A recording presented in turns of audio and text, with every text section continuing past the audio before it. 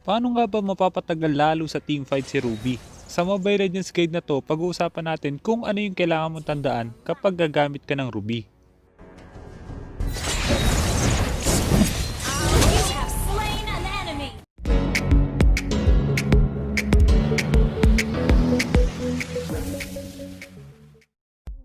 Bago tayo magsimula, gusto ko muna imbitahan lahat ng mga streamers para sa isang collab. Nagla-live ako sa Facebook page ko na Master the Basics every other day around 6 to 8 PM. Gagawa tayo ng content during live stream, pwedeng rank game, challenges, 1v1 o kaya any idea galing sa inyo. Isasama na rin natin yung pag-promote ng YouTube channel nyo o kaya ng Facebook page nyo. Tapos yung stream natin, pwede nyo rin i-post sa YouTube. Gagawin natin to para magtulungan tayong umangat. Tatawagin natin tong hashtag Let's Grow Together. Kaya sa mga interesado, i-message nyo lang ako sa mga social media accounts ko na nakalagay yung link sa description ng video na to. Okay? Let's go!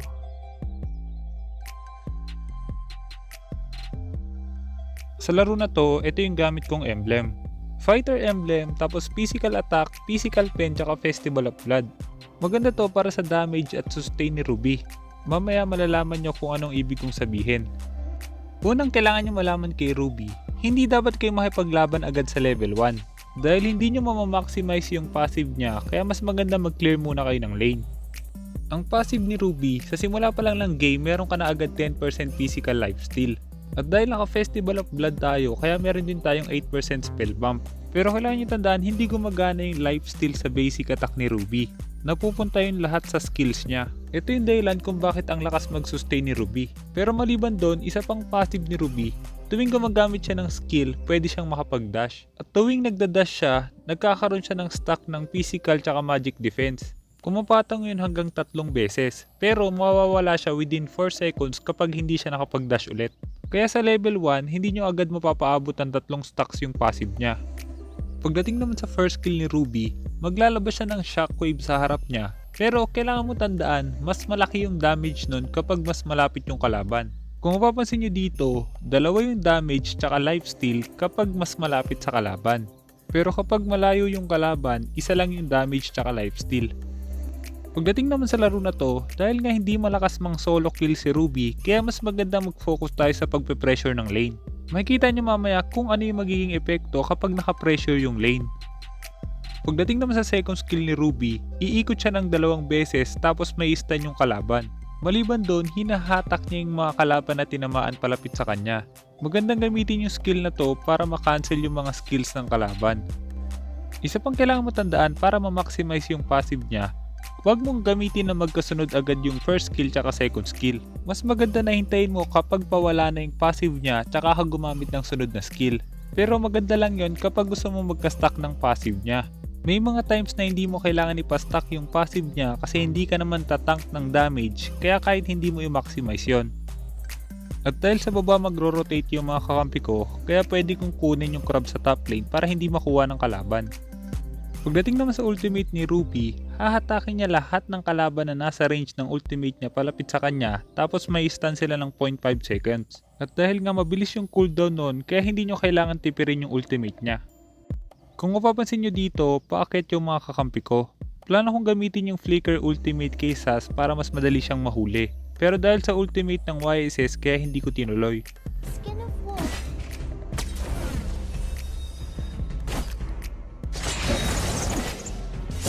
Initiate retreat. Launch attack.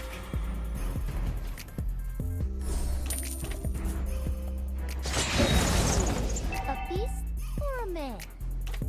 Sunod na advantage kay Ruby, dahil nga focus tayo sa pagpe-pressure ng lane, kaya pwede rin tayong makapag-cut. Para magawa yon, kailangan alam nyo kung nasan yung kalaban or saan pupunta yung mga kalaban. Sa sitwasyon na to, pa-open na yung turtle.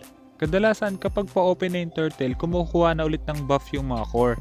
Kapag pinuntahan ako ng core ng kalaban sa top lane, pwedeng makuha ng kakampi ko yung turtle. At kung pupunta naman yung kalaban sa turtle, pwede ako maka-back up kasi na-clear ko na agad yung top lane. Pero dahil hindi ko kunin ng kakampi ko at hindi ko kunin ng kalaban yung turtle, kaya kailangan i-clear ko ulit yung top lane bago ko sumama sa teamfight. Kailangan nyo tandaan, hindi nyo dapat basta-basta iniiwan yung lane kapag hindi nyo pa nakiklear yung mga minions. Yun yung isa sa mga dahilan kung bakit nababasag agad yung tower. At dahil open pa rin yung turtle, kaya kailangan ko lang i-clear yung lane tapos umalalay ulit sa kanila. A feast for a man.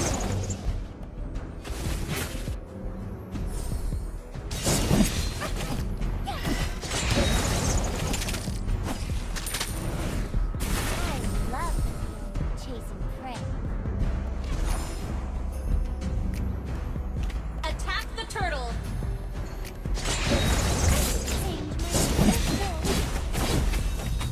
You have slain an enemy.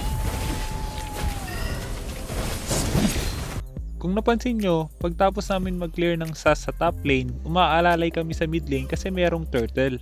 At dahil patay yung core ng kalaban, kaya pwede nang makuha ng mga kakampi ko yung turtle. Kung sakaling tutulong yung SAS sa kanila, pwede kong makuha yung top lane tower. Kaya kailangan niyang mamili kung kokontest niya yung turtle kahit wala yung core nila or magde-defend na lang siya sa top lane. At dahil nga nagta-turtle yung mga kalaban, kaya pwede tayong mag-cut ulit. Maliban doon, open na ulit yung crab sa top lane kaya pwede natin kunin ulit yon. Pagdating naman sa item build, ito yung item build na tingin kong bagay kay Ruby. Pwede mong palitan yung boots depende sa kalaban. Tapos importante sa kanya yung Husk Claw, Endless Battle at Queen Swing para sa mas malakas na lifesteal at sustain. At pagdating sa dalawang huling item, pwede nyong palitan yon depende sa sitwasyon. Dito, susubukan na nating harasin yung SAS. Para magawa yun, papatamain natin lahat ng skills natin sa kanya habang nag-clear tayo ng lane. I should change my skin of wolf.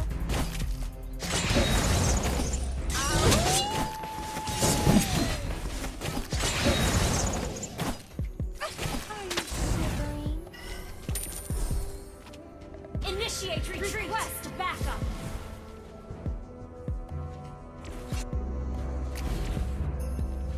I love chasing prey.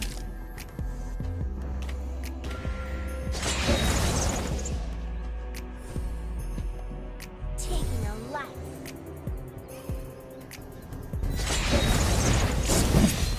You have slain an enemy. Kung napansin nyo doon, first skill flicker yung ginawa ko. Pero kailangan nyo tandaan, hindi laging malayo yung dash ni Ruby. Makikita nyo sa clip na to, kung magdadash ka kung saan ka nag first kill, mas malayo yung magiging dash niya. Pero kung palayo sa first kill niya, mas maiksi yung dash. Pero may paraan para mas mapahaba lagi yung dash na yon. Huwag mo siyang itutok sa kabaliktaran kung saan ka papunta. Pwede mo siyang igilid ng konti para mas mahaba yung maging dash. Ganon din pagdating sa second skill niya. Kung saan nakaharap si Ruby, mas malayo yung magiging dash niya. At dahil napatay nga natin si SAS, kaya pwede na natin mabasag yung top lane. Taking a life. Your team destroyed a turret. An enemy has been slain. Launch attack. Your team destroyed a turret.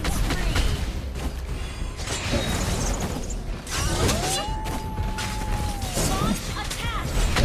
Your team destroyed a turret. Resurrecting soon. An enemy has been slain. Well played. Kung mapapansin nyo dito, dahil nga pinipressure natin yung top lane, kaya nakakakuha ng ibang objective yung mga kakampi natin. Kapag napipressure nyo yung isang lane, napipilitang pumunta yung mga kalaban sa lane na yon. Tapos, yun yung magiging dahilan kung bakit makakakuha kayo ng mga objective sa ibang lane. Medyo magiging aggressive nga lang ako, kaya ito yung mangyayari. Request backup. Request backup. Mega kill.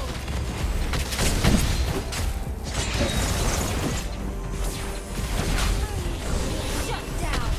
Killing spree. Your team destroyed a turret. At dahil nga pumupunta yung mga kalaban sa top lane, kaya mas mabilis nakakabasag yung mga kakampi ko sa ibang lane. Your team destroyed a turret. Hooked with blood.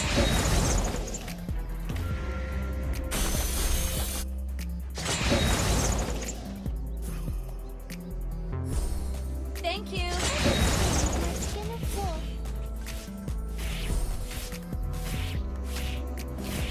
Initiate retreat.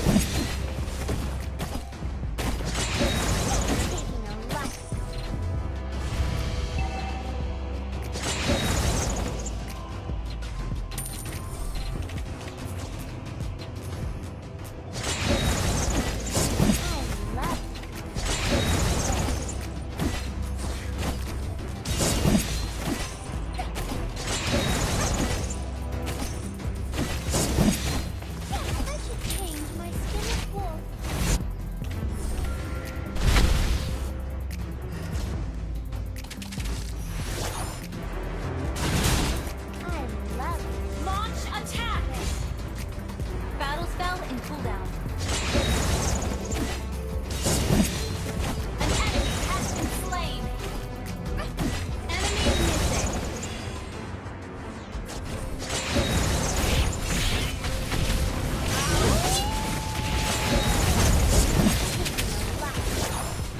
An enemy has been slain.